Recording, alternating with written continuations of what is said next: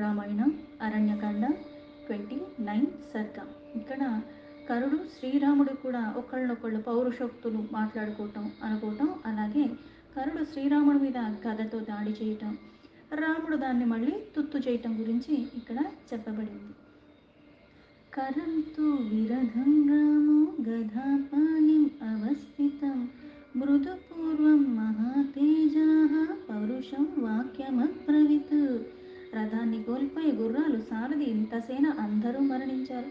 ఇంకా చేసేదేమీ లేక రథం నుంచి కిందకు దూకి గదను చేతబట్టుకుని యుద్ధభూమిలో కరుడు నిలిచిని ఉన్నాడు. ఆ కరుణ్ణి చూసి మహాతేజస్శాలి అయిన శ్రీరాముడు యుద్ధ ధర్మాన్ని అనుసరించి అతడితో హృదయ విదారకంగానే ఇలా మాట్లాడుతున్నాడు. గజశ్వారద సంహాదే బలే మహతి తిష్టత కృతం సుధారణం కర్మ సర్వలోక జుగుప్సితం. ఓ నిశాచర, గుర్రాలు, అశ్వాలు, రథాలు ఇంత సేనతో వచ్చావు, అన్నీ పోయి ఇప్పుడు కాలి బలంతో ఉన్న సేనను కూడా నశించిపోయి అధిపతివై ఉండి కూడా నువ్వు ఇట్లాంటి ఘోర కృత్యానికి పాల్పడ్డావు అంటే నీ వల్ల ఇంత సేన మరణించింది. ఇలాంటి దుష్కర్మను సమస్త లోకంలో కూడా ఏమనించుకుంటాయంటే అకారణంగా తప్పెవరితో తెలిసి యుద్ధానికి వెళ్ళటం ఒకటి, ఏం చేసిందో ఏం జరిగిందో ఏది కనుక్కోకుండా ఇష్టం వచ్చినట్టుగా బలం ఉందని గర్వానికి లోనయ్యి యుద్ధానికి వెళ్ళకూడదు. అందుకే ఇది దుష్కర్మ.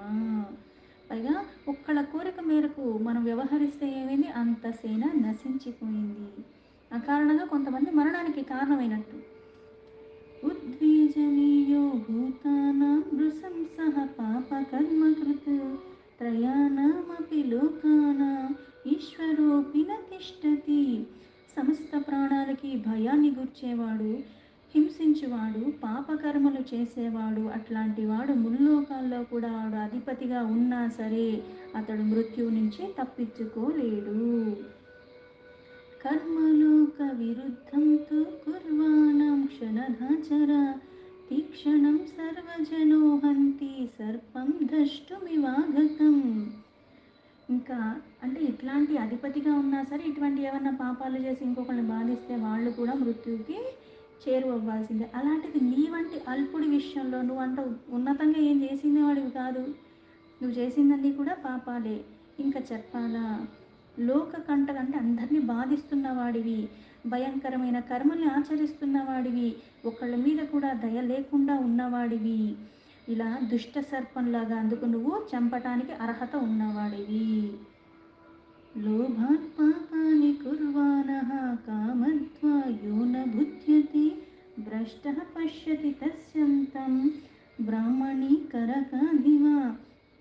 కోరిక అంటే ఎలా అయితే మనకి అరిషడ్వర్గాలు అంటారు, అంటే కోరిక వలన కానీ లోభం వలన కానీ దుష్కృత్యాలకి పాల్పడి అందువల్ల పశ్చాత్తాపం పడనివాడు, తప్పు చేయటం తప్పు కాదు, పశ్చాత్తాపం చేసింది తప్పని తెలుసుకుని దాన్ని మళ్ళీ ఒప్పుకోకుండా ఉండటం కూడా మహాపాపమే.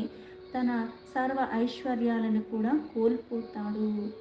పైగా అతడు వడగడ్లను భక్షించినట్టుగా ఈ పాప కారణంగా దుర్మరణాన్ని కూడా చెందుతాడు.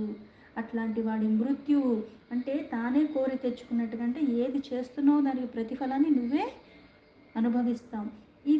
మనం చేసే కర్మల వల్ల మనం చావును కూడా మనమే తెచ్చుకున్నట్టు. అంటే కొన్ని ఇంటికి తెచ్చుకుంటే ఎలా అయితే ఆ వస్తువు మనదైందో అలాగే ఈ పాపాల వల్ల మన మృత్యువుని మనమే తొందరగా కోరుకున్నట్టు అవుతుంది. అలాగే నువ్వు కూడా ఇన్ని పాపాలు చేస్తున్నావు, పైగా కామం వల్ల, లోభం వల్ల, దుష్కృత్యాలకి పాల్పడటం వల్ల, పైగా పశ్చాత్తాపం కూడా లేకుండా ఉండటం వల్ల ఏమవుతుంది, మరణమే లభిస్తుంది. వసతో దండకారణ్యే తాపసాన్ ధర్మచారిణః కిన్ను హత్వా మహాభాగాన్ ఫలం ప్రాప్స్యసి రాక్షసః. ఓ రాక్షసుడా, దండకారణ్యంలో ధర్మానికి కట్టుబడి ఉన్న వాళ్ళు నివసిస్తున్న మహానుభావులు ఎంతోమంది తపస్సులు చేసుకుంటూ ఉంటే వాళ్ళందరినీ చంపి నువ్వేం బాగుపడతావనుకున్నావు. నచిరం పాపకర్మాణః క్రూరా లోకజుగుప్సితాః ఐశ్వర్యం ప్రాప్య తిష్టంతి శీర్ణమూలో ఇవ ద్రుమాః. పాపకర్మలు చేసే క్రూరులకు లోకంలో గర్హిస్తారు. అయితే అలాంటి పాపాత్ములు వాళ్ళ పూర్వ పుణ్యం అన్నది కూడా అది తొలగిపోతుంది. ఐశ్వర్యాలు పూర్వ పుణ్యం వల్ల పొందుతావు కానీ ఇప్పుడు చేసిన పాపాల వల్ల ఏమవుతుందంటే మొత్తం అన్నీ శిథిలమైపోతాయి. ఎలా అయితే వేళ్ళ నుంచి ఆ ముక్క అన్నది తొలగిస్తే ఎలా ఉంటుందో అలా మొత్తం నశించి వేయబడతారు. చెట్లు ఆయువు ఎలా అయితే పోతుందో వేళ్ళు తీసేస్తే అలాగే అవశ్యం లభతే జంతుః ఫలం పాప్యస్య కర్మణః ఘోరం పరాగతే కాలే ధూమాః ఘోరం పరాగత్ ఘోరం పర్యాగతే కాలే ద్రుమాః పుష్పమివాత్తనం. పువ్వులు పళ్ళు పొందినట్టి ప్రాణులు తమ పాపకృత్యాలు తగిన దుష్ఫలితాన్ని దుఃఖ రూపంలో తగిన సమయం రాగానే వారి పాపాలు పండగానే తప్పక అనుభవిస్తాయి. ఎవరైనా సరే కర్మ చేశాక ఎలా అయితే బీజాన్ని వేస్తానో బీజం వేసిన తర్వాత ఏమవుతుంది, అది మహావృక్షమై అది పళ్ళు ఇస్తుందో పువ్వులు ఇస్తుందో రావటానికి సమయం పడుతుంది. అలాగే కొన్ని కొన్ని కర్మలు చేశాక అది పరిపక్వత చెందిన తర్వాత దాని ఫలితాన్ని నువ్వు పొందుతావు అన్నట్టుగా అవుతుంది. అందుకే తగిన సమయం రాగానే మనం చేసిన పాపాలకి ఫలితాన్ని మనం అనుభవించి తీరవలసింది. అంటే ఇప్పుడు నీవు చేసిన కృత్యాలన్నిటికీ కూడా అనుభవించాల్సిన సమయం ఆసన్నమైంది అని చెప్పాడు. నాచిరాత్ ప్రాప్యతే లోకే పాపానాం కర్మణాం ఫలం సవిషానామివాన్నానాం భుక్తానాం క్షణధాచర పాపమాచరతాం ఘోరం లోకస్య ప్రియమిచ్చతాం అహమాసాదితో రాజ్ఞా ప్రాణాన్ హంతుం నిశాచరః. ఓ నిశాచర, విష పదార్థాల్ని తిన్నవాడికి లోకంలో పాపముల్ని ఆచరించి వాడికి ఫలములు అవి అలాగే అంటే విషం పదార్థాలను తింటే ఏమవుతుంది, మరణిస్తాం. అలాగే పాపాలను ఆచరిస్తే ఏమవుతుంది, మరణిస్తావు. ఫలితం అదే. అందుకే రాక్షసుడా, మానవాళికి కీడు తలపెట్టిన ఆ ఘోరమైన పాపకృత్యానికి పాల్పడిన వారికి ప్రాణములు తీయటే దశరథ మహారాజు ఈ దండారణ్యానికి నన్ను పంపినట్టున్నాడు. ఈ యొక్క గొప్ప కార్యాన్ని నాతో చేపించడానికి నా తండ్రి నాకు ఇక్కడికి పంపాడు అన్నాడు. అద్య హిత్వా మయా ముక్తాః శరాః కాంచనభూషణాః విధార్య నిపతిష్యంతి వాల్మీకమివ పన్నగాః. ఓ కరుడా, సర్పములు పుట్టలో ప్రవేశించినట్లు నేను ప్రయోగించిన నా బంగారు బాణములు నీ శరీరంలో నేడు చీల్చుకుని పోతాయి. ఏ త్వయా దండకారణ్యే భక్షిత ధర్మచారిణః తాన్ నత్యా నిహతః సంఖ్యే సస్సైన్యో అనుగమిష్యసి. నీ నీ వలన ఎంతోమంది మరణించారు. పైగా వాళ్ళు ధర్మాత్ములు. వాళ్ళు వెళ్ళిన లోకాలకి నువ్వు సైన్యంతో సహా నాతో ఈ మరణాన్ని పొంది ఏ పాపాలు చెయ్యని వాళ్ళని ఎక్కడికైతే పుణ్యలోకాలకి పుణ్యాత్ములు చంపి నువ్వు చేశావో ఇప్పుడు వాళ్ళని చంపిన కారణంగా నేడు నా చేతుల్లో నీకు చావు తప్పదు. ఇప్పుడు ఎందుకు మళ్ళీ పాపాలు చేసిన వాళ్ళు అంటే నరకానికి వెళ్తారు, పైగా నా చేతుల్లో నువ్వు చచ్చి నువ్వు అక్కడికి అంటే మహాత్ములు వెళ్ళేదేమో పుణ్యలోకాలకి. అంటే యుద్ధం చేస్తూ చేస్తూ నువ్వు ధర్మం వైపు ఉన్నా అధర్మంగా ఉన్నా వీరోచితంగా చివరిదాకా యుద్ధం చేస్తూ మరణిస్తే వీరమరణం అంటారు. వాళ్ళకు కూడా స్వర్గగతి. అంటే నీ ధర్మాన్ని నువ్వు చేసుకుంటూ వెళ్ళిపోయావు, వెన్ను చూపించకుండా అలా మరణించడం కూడా వీర స్వర్గ ప్రాప్తి అంటారు.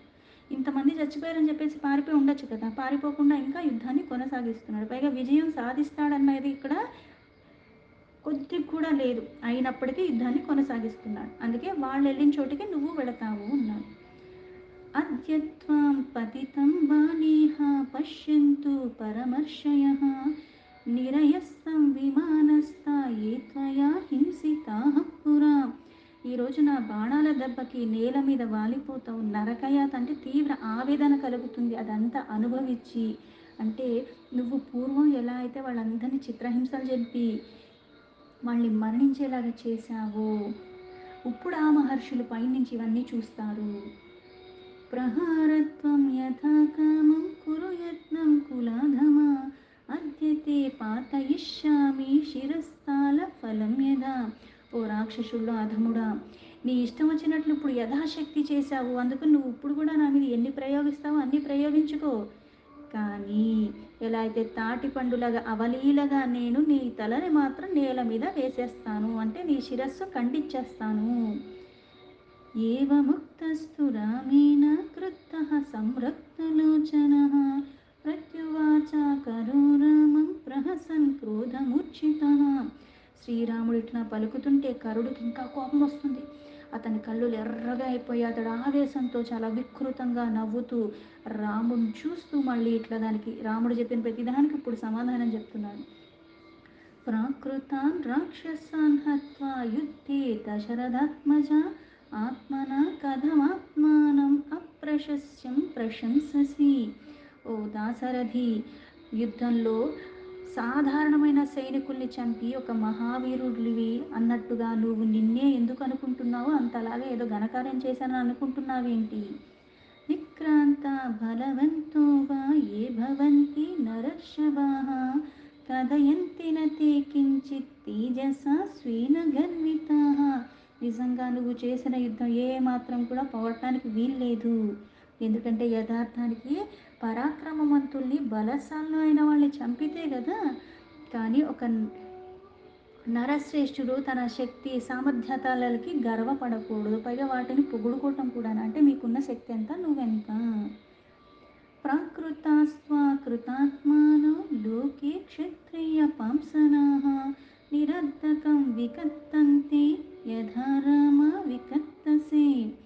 ఓ రామ, లోకంలో కొద్ది కూడా ప్రతిభ అన్నది లేకుండా ఇలా క్షుద్రులై క్షత్రియుల్లో కూడా అధములు మాత్రమే, అలాగే నీ వల్లే వ్యర్థంగా, అంటే వాళ్ళలో బలం ఉండదు, ఏముండదు, చిన్న చిన్నవన్నీ చేసి ఏదో గొప్ప ఘనకార్యాలు చేసామనుకుని ప్రగల్భాలు పలుకుతూ ఉంటారు అన్నాడు. అంటే నీ చేతులు నాకు చావు లేదు అన్నట్టుగా. నువ్వేంటి? కులం వ్యపదిశన్ వీరః సమరే కోభిదాస్యతి మృత్యుకాలే హి సంప్రాప్తే స్వయమప్రస్తవేస్తవం. యుద్ధానికి మృత్యువాసన్నమై ఉండగా వీరుడైన ఎవ్వడైనా సరే తన వంశ ప్రతిష్టల గురించి కానీ తన గురించి కానీ ఇట్లా ఏవి గొప్పలు చెప్పుకోడు. అంటే మరణకాలం వచ్చాక నువ్వు గొప్పలు చెప్పుకుని ఏది చెప్పుకుని మరణం అన్నది తప్పదు, అందుకని ఇలా చెప్పుకోని అవసరం లేదు అన్నాడు. సర్వదేవా లఘుత్వం తే కత్తత్తేన విదర్శితం సువర్ణ ప్రతిరూపేణ తప్తేనైవ కుశాహిన. ఎలా అయితే అంటే ఆ దర్భకి ఎప్పుడైతే మంట అంటుకుంటుందో అది ఎంతసేపు ఉంటుంది? క్షణకాలం పాటు బంగారం అన్నతో ప్రకాశిస్తుంది, మండిపోయినంతకాలం. ఆ తర్వాత మరుక్షణంలో అది ఎలా ఉంటుంది? దాని తేజస్సు, దాని ఆకారం, దాని రూపం అన్నీ పోయి భస్మం అయిపోతుంది. అలా ఆత్మస్థుతి చేసుకుంటా వల్ల నీ అల్పత్వాన్ని ప్రదర్శిస్తున్నావు. అంటే నువ్వెంత, దానితో పోల్చి రాముడు యొక్క పరాక్రమాన్ని మాట్లాడుతున్నాడు. నతు మామిహ తిష్టంతం పశ్యసి త్వం గదాధరం దరదరమివాకంప్యం పర్వతం ధాతుభిచ్చితం. ఎన్నో రకాలుగా గైరకాది ధాతువులతో వ్యాప్యమైన భూభారాన్ని వహిస్తున్న నిశ్చలంగా ఉన్న పర్వతాల్లాగా శత్రువుల రక్తపు చారికలు గల గదను ధరించి ఆ యుద్ధభూమిలో నీ ఎదుట నేను స్థిరంగా నిలిచి ఉన్నాను, నువ్వు చూస్తం లేదా అని అడిగాడు. పర్యాప్తోహం గదాపాణి హంతుం ప్రాణాన్ రణేతవ త్రయాణమపి లోకానాం పాశహస్తా ఇవాంతకః. పాశములు చేతబట్టుకుని ముల్లోకాల ప్రాణాలు కూడా అంతమొందించే యముడిలాగా నేను ఈ రణరంగంలో నీ ప్రాణాన్ని తీసేస్తాను. నా గదతో నేను ఒక్కడిని చాలు నిన్ను చంపటానికి. ఇన్ని ప్రగల్భాలు నీకు అక్కర్లేదు, అంతమందిని చంపేవని నువ్వేమి మాట్లాడక్కర్లేదు, నాతో యుద్ధం చెయ్యి, నేను నిన్ను చంపేస్తాను అన్నాడు. కామం బహ్వపి వక్తవ్యం త్వయి వక్ష్యామి నత్వహం అస్తం గచ్చేద్ధి సవితా యుద్ధ విఘ్నస్తతో భవేత్. నిన్ను గురించి చెప్పవలసింది ఇంకా చాలా ఉంది, కానీ నేను చెప్పను. ఎందుకంటే సూర్యుడు అస్తమించబోతున్నాడు, సూర్యాస్తమైపోతే మళ్ళీ యుద్ధానికి విఘ్నం కలుగుతుంది. ఆ విఘ్నం కలగనివ్వకుండా ముందే యుద్ధాన్ని నేను ముగించేస్తాను. చతుర్దశ సహస్రాని రాక్షసానాం హతాని తే తద్వినాశాత్ కరోమ్యేష తేషామశ్రు ప్రమార్జనం. నీవు 14,000 మంది రాక్షస యోధుల్ని హతమార్చి కనుక నిన్ను చంపి దానికి ప్రతీకారాన్ని తీర్చుకుంటాను, వారి బంధు మిత్రులు కన్నీర్ని కూడా నేను తుడుస్తాను అన్నాడు. ఇత్యుక్త్వా పరమక్రుద్ధః తాం గదాం పరమాం గదః కరచిక్షేప రామాయ ప్రదీప్తాం అసనిం యథా. ఇలా మాట్లాడి కరుడు శ్రేష్టమైన క్రోధావేశంతో నిప్పులు గక్కుతున్న వజ్రాయుధంతో సమానమైన తన గదని చేతబట్టుకుని రాముడి మీదకి విసిరేశాడు. కరబాహు ప్రముక్త సా ప్రదీప్త మహతి గదా భస్మవృక్షాంచ గుల్మాశ్చ కృత్వాగా తత సమీపతః. కరుడి యొక్క ప్రయోగించిన ఆ గద మంటలు చిమ్ముతూ చాలా బలమైన అగాధ వృక్షాలు అలాగే పాదాలను భస్మం చేసేలాగా శ్రీరాముని మొత్తానికి సమీపించింది. తామాపతంతిం జ్వలితాం మృత్యుపాశోపమాం గదాం అంతరిక్షగతాం రామః చిచ్ఛేద బహుదా సరేహ. అంతటా శ్రీరాముడు అగ్ని కణములతో చిమ్ముతూ యమపాశంలాగా ఉన్న అంతరిక్షం నుంచి తన వైపుగా వస్తున్న ఆ గదను తన బాణాలతో ముక్కలు ముక్కలు చేసేశాడు. సావికీర్ణ శరీర్భగ్న పపాత ధరణీతలే గదా మంత్రోషధ బలేహ వ్యాలీవ వినిపాతిత. శ్రీరాముడు యొక్క బాణముల ధాటికి ముక్కలైపోయిన ఆ గద ఎలా అయితే మంత్రముల యొక్క ఔషధుల యొక్క ప్రభావంతో దెబ్బతినిన పాములాగా నేల మీద పడిపోయింది. దీంతో వాల్మీకి మహర్షి విరచితమైన ఆది కావ్యమైన శ్రీమద్ రామాయణంలో అరణ్యకాండలో 29 సర్గ సంపూర్ణం.